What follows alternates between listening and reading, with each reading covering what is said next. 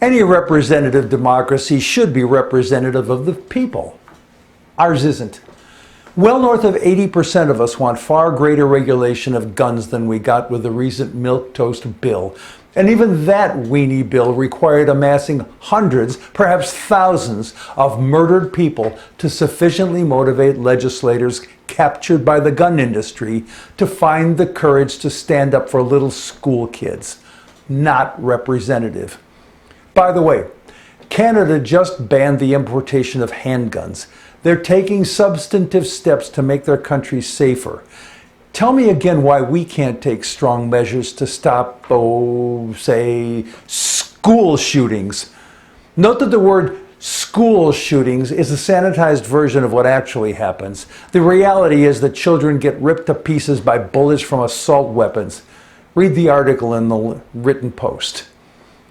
Nearly 70% of us want abortion to be legal, but the Supreme Court killed it at the federal level, this in a Bible-thumping tantrum. You can download the 15th century majority opinion written by Justice Alito via the link in the written post, although I warn you that it's 79 pages of drivel. At the same time, half the states are in the process of making abortion illegal at that level. Reference Kansas, where the state legislators are thumping their Bibles against abortion, but the people just deep-sixed the proposed amendment to their state constitution that would have done just that. But the self-righteous zealots in Topeka have promised to be back to thwart the will of the people. Not representative. The vast majority of we the people want democracy.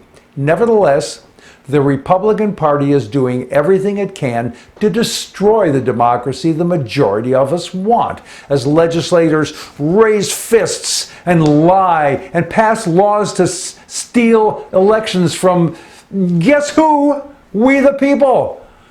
It used to be unthinkable for a political candidate to declare before an election that if they win, it was a free and fair election, but if they lose, that the election was stolen by massive voter fraud. Heads I win, tails you cheated. There are a bunch of Republicans claiming that before the upcoming midterm election, 26% of Americans actually believe that deceit. But the majority of we the people see the dishonesty and manipulation and say no. Still, that's what the autocrat wannabes are saying to us. They're unrepresentative.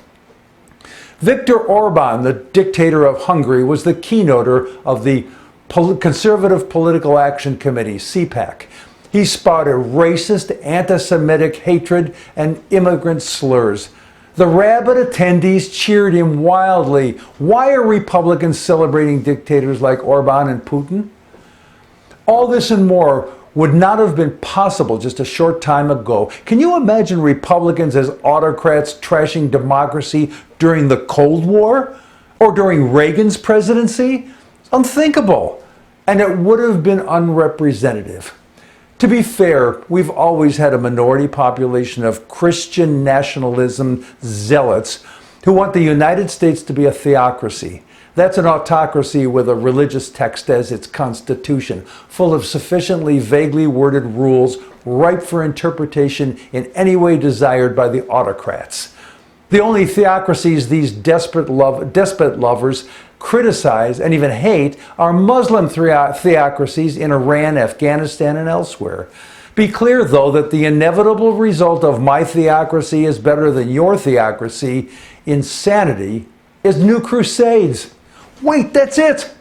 Let's send drones and a bunch of Navy SEALs dressed as palmers and knights to all those Muslim countries to force them to change to our pure Christian nationalism ways.